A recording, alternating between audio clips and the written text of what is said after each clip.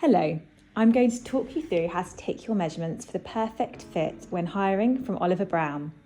You'll just need a pen, a piece of paper and a measuring tape.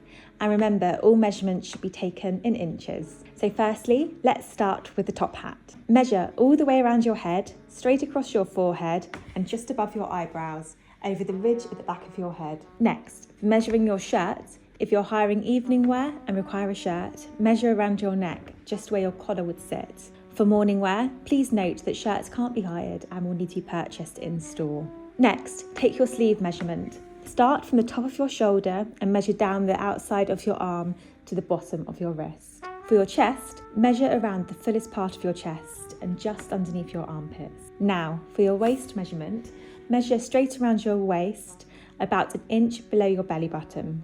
For your outside leg, measure from 1 inch below your belly button or the top of your hip, down the outside of your leg to your ankle.